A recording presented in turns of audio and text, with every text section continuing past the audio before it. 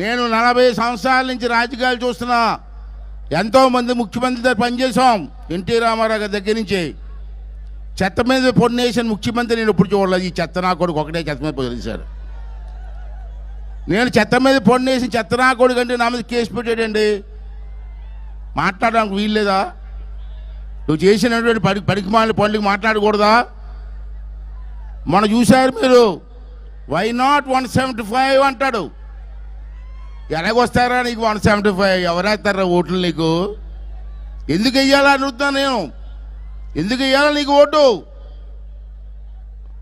ఆ రోజు పాదయాత్రలో అనేక అబద్ధాలు చెప్పి ప్రజలను మోసం చేసి, ముద్దులు పెట్టి ఆడవాళ్ళని మోసం చేసి ఓట్లు ఎంచుకొని నువ్వు ఇచ్చిన హామీలు ఏమన్నా నెరవేర్చారా? ఒకసారి మీరు అందరూ కూడా అర్థం చేసుకోవాల్సిన అవసరం ఉందని చెప్పి మనం చేస్తాను. సోదరులారా, ఒకసారి మనం గుర్తు చేసుకోవాలి. ఆ రోజు ఏమన్నాడండి? ఎంపీలు గెలిపించి నాకు ఇవ్వండి, కేంద్రం మెడల వంచి స్పెషల్ స్టేటస్ తీసుకొస్తా అన్నాడు. మీరందరూ నమ్మారు. స్పెషల్ స్టేటస్ వస్తే రాష్ట్రం బాగుపడుతుందని అనుకున్నాం అందరం. నువ్వు 19 సార్లు ఢిల్లీ వెళ్ళావు. ఏం పీకేవని అడుగుతున్నాను నేను. ప్రధానమంత్రి గారి 19 సార్లు కలిసావు. లోపలికి వెళ్తాడు, తలుపులు వేసుకుంటారు, ఇద్దరు మాట్లాడేసుకుంటారు. బయటకు వస్తాడు, ఏం చెప్పడం. ప్రెస్ వాళ్ళకి కూడా ఏం చెప్పడం.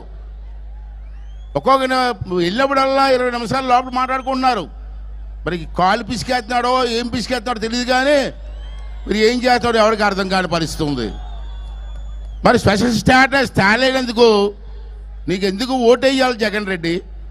ఒకసారి మీరందరూ కూడా అర్థం చేసుకోవాల్సినటువంటి అవసరం కూడా ఉందని చెప్పి ఈ సందర్భంలో మనం చేస్తాను. సోదరులారా, రైల్వే జోన్, విశాఖపట్నానికి రైల్వే జోన్ తెస్తాను, నన్ను గెలిపించమన్నాడు. ఇవాళ రైల్వే జోన్ ఉందా? తమిళ్లో అడగండి. మరి రైల్వే తేలేని నువ్వు ఓటు వేయాలని అడుగుతాను నేను. ఒకసారి అర్థం చేసుకోమని చెప్పి మీ అందరికీ మనవి చేస్తున్నాను. సోదరులారా, భారతదేశంలో రాజధాని లేని రాష్ట్రం మన ఆంధ్ర రాష్ట్రం. మీరు ఎక్కడికి వెళ్ళండి, ఏ రాష్ట్రం చూడండి రాజధాని ఉంది. మన రాష్ట్రానికి రాజధాని ఏదో మీరు చెప్పండి. మన పిల్లలు చెప్పానండి, చదువుకున్న మేధావులు చెప్పండి. రాష్ట్రానికి రాజధాని కూడా నిర్మించలేనటువంటి దౌర్భాగ్యుడా, నీకు ఎందుకు ఓటేయాలి రా అని అడుగుతున్నాను ఇవాళ మీ అందరి ముందు.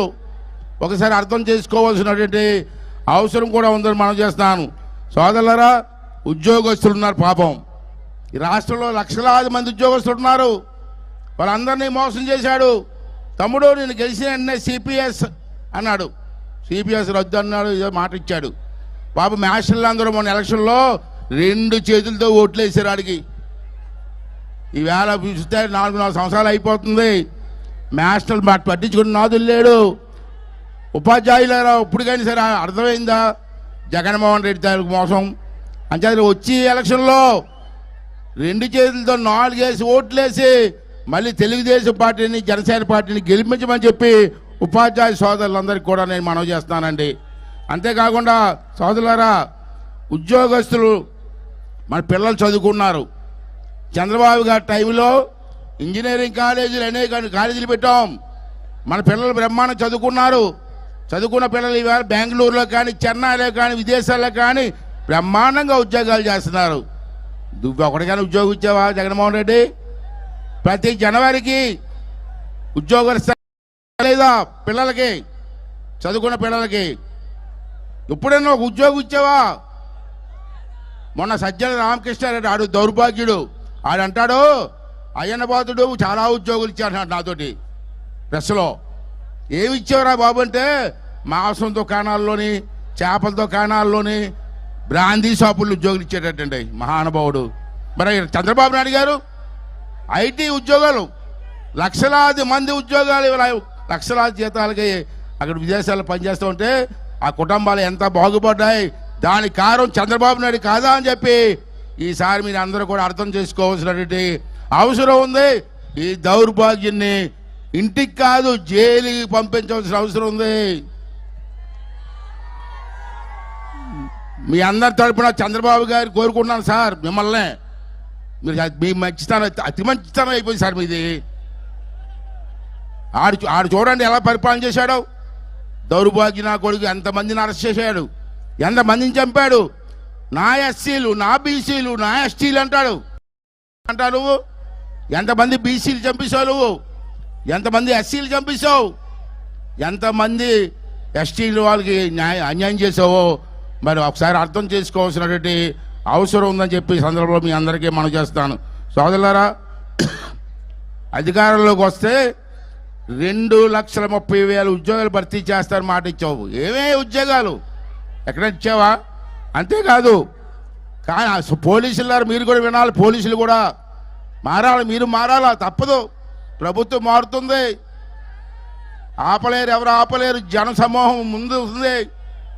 అంటే పోలీసులు మారండి, ప్రభుత్వానికి రాబోయే ప్రభుత్వాన్ని సహకరించండి. మీకు కూడా మోసం చేశాడయ్యా, మీరు దాచుకున్న డబ్బులన్నీ తెప్పించాడు తెలుసా మీకు? మీ పోలీసులు దాచుకున్న డబ్బులన్నీ తెప్పించాడు మీకు తెలుసా అని అడుగుతున్నాను నేను. మీ డబ్బులు, మీ కుటుంబ డబ్బులు తెప్పిస్తే ఆడికి ఎలా సపోర్ట్ చేస్తారు? దొంగోడికి సపోర్ట్ చేస్తారా? ముఖ్యమంత్రి కావచ్చు దొంగోడు. సోదరులారా, ఒక మాట చెప్తాను. ఈవేళ నేను మొన్న వెస్ట్ గోదావరిలో ఇలాగ మీటింగ్లు అన్నాను. జగన్మోహన్ రెడ్డి 420 నా కొడుకు అన్నాను. అంటే నాకు కౌంటర్ ఇచ్చారు, ముఖ్యమంత్రిని నువ్వు అడవరా 420 అంటావని. నేను అనలేదని చెప్తాను. ఈ సభలో 2 సార్లు చెప్తాను. మీ అందరి దగ్గర ఫోన్లు ఉన్నాయా? సెల్ ఫోన్ తీయండి, బయట తీయండి ఒకసారి తీసి ఓపెన్ చేయండి, గూగుల్ కొట్టండి, 420 సీఎం అని కొట్టండి. ఏమొచ్చింది చూడండి, ఏమొచ్చింది చూడండి.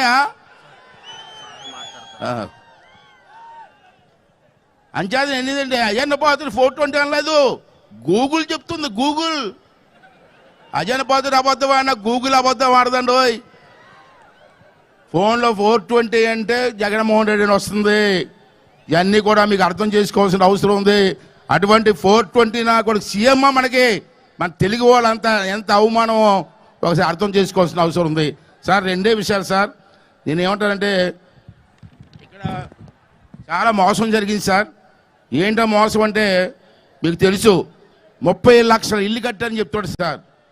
లేదు సార్, అన్ని లేవు. ఒకసారి రికార్డు చూపించమనండి. 30 లక్షల ఇల్లు కాదు, 20 లక్షల ఇల్లు శాంక్షన్ చేశాడు. ఆ పునాదులు కూడా కట్టలేదు. ఒక్కొక్క ఇంటికి 1,80,000 రూపాయలు ఇస్తున్నాడు. ఆడు కాదు బాబు, ఆ 1,50,000 రూపాయలు కేంద్ర ప్రభుత్వం ఇస్తుంది.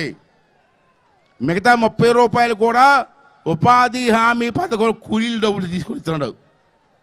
మొత్తం డబ్బు అంతా కేంద్ర ప్రభుత్వం ఇస్తూ ఉంటే మోదీ గారి కొడుకు పుడితే నా కొడుకు అని చెప్తున్నాడు దౌర్భాగ్యుడు.